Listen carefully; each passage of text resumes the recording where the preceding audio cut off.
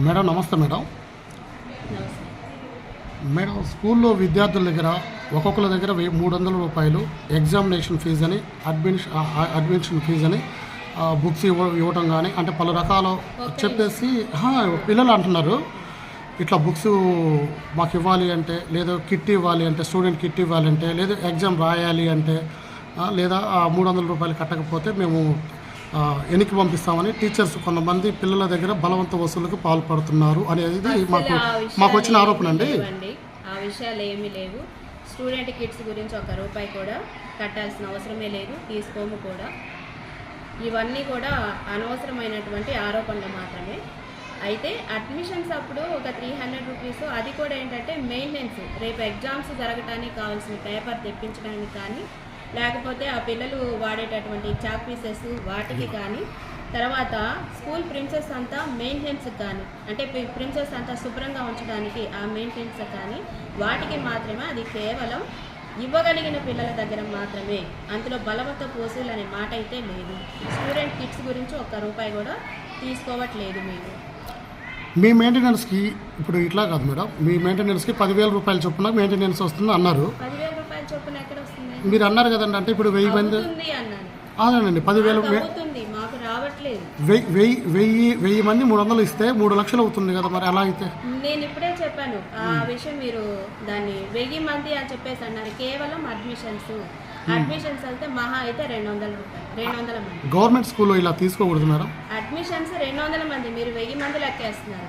1000 మంది దగ్గర మేము తీసుకోవట్లేదు, కేవలం కొత్త అడ్మిషన్ దగ్గర మాత్రమే. మరి నైన్త్ క్లాస్ 200 మంది పిల్లలు, 9th క్లాస్ వాళ్ళు కూడా చాలా మంది కూడా సుభాషిణి అనే టీచర్ దగ్గరికి ఆల్రెడీ కట్టారు చాలా మంది. బలవంతపు వసూలు అయితే ఏమీ లేదండి.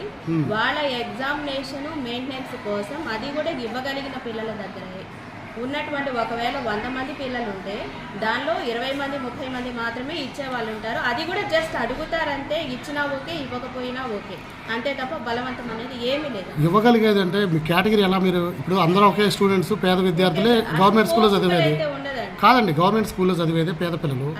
ఇవ్వగలిగే వాళ్ళంటే ఎలా మీరు దాని గురించి జస్ట్ ఒక మాట, అమ్మ మీ ఎగ్జామినేషన్స్ కావాల్సినవన్నీ తెప్పిస్తాము, ఇంత అవుతుందమ్మా అని చెప్పేసి అంటాము. పిల్లలు ఇస్తే తీసుకుంటారు, లేకపోతే ఎటువంటి వ్యత్యాసం లేకుండా ఎటువంటి అభిప్రాయ భేదాలు లేకుండానే చిన్న పెద్ద పేద మధ్య తరగతి అనేది లేకుండానే ఒక యూనిఫామ్ ఏర్పాటు చేస్తారు. అంటే వాళ్ళల్లో ఎవరు ఇస్తారు ఎవరు ఇవ్వరు అని మీకు ఎలా తెలుసు మేడం? అదేనండి, ఇప్పుడు అడుగుతారు మేడం, ఇవ్వగలిగిన పిల్లలు ఇస్తారు, ఇవ్వని వాళ్ళు అసలు అడగని కూడా అడగరు, వదిలేసేస్తారు. అంటే ఇవ్వని వాళ్ళ దగ్గర మీరు ఎగ్జామినేషన్ రాయనిస్తారా? రాయిస్తామండి, ఎవరినైనా రాయిస్తాం.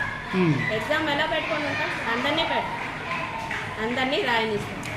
మాటే లేదు అసలు, రాయనీయము అంటానికి మేమెవరు? ఎగ్జామ్స్ పెడతారు, రాయనిస్తాం. ఈ మ్యాటరు ఎంఈఓ మాచర్ల ఎంఈఓ 2 ఉన్నారండి, సురేష్ గారని తర్వాత నాగయ్య గారని, వాళ్ళ దృష్టికి కూడా వెళ్ళిందని మీకు తెలుసండి? ఓకే సార్, ఉన్న వాస్తవం మీకే చెప్పాను నేను. అట్లా కాదు మేడం, మీ ఉన్నతాధికారులు ఇప్పుడు ఏంటంటే ఇది గవర్నమెంట్ స్కూల్, ప్రైవేట్ స్కూల్ అయితే అది మీ ఇష్టాన్ని బట్టి ఉంటుంది. గవర్నమెంట్ స్కూల్లో ₹1 కూడా వసూలు చేయకూడదు అనేది గవర్నమెంట్ ఇచ్చిన ఆర్డర్. ఎటువంటి ఆర్డర్ లేకుండా ఏదో విద్యా కమిటీలో తీసుకున్న నిర్ణయాలనే మీరు బేస్ చేసుకొని ప్రతి స్టూడెంట్ నుంచి అయితే మేము తీర్మానం రాసుకున్నామండి. విద్యా కమిటీ వాళ్ళు కూడా ఇదే విషయాన్ని రాసుకున్నాము. ఇవ్వగలిగిన వాళ్ళ దగ్గర మాత్రమే తీసుకుంటాము స్కూల్ మెయింటెనెన్స్ కోసం, అది కూడా అడ్మిషన్స్కి అయితే తీసుకుంటాం. మిగతా పిల్లల దగ్గర ఫీజు కంపల్సరీ అయితే ఏం లేదు, అసలు ఫీజు అనే మాటే లేదు. విద్యా కమిటీలో తీసుకునే నిర్ణయాలు అధికారికంగా ఉండవు కదా మేడం? కమిటీలో తీర్మానం చేసి ఆ పాఠశాల అభివృద్ధి కోసం ఏవైనా పనులు మేము చేపట్టుకోవచ్చు.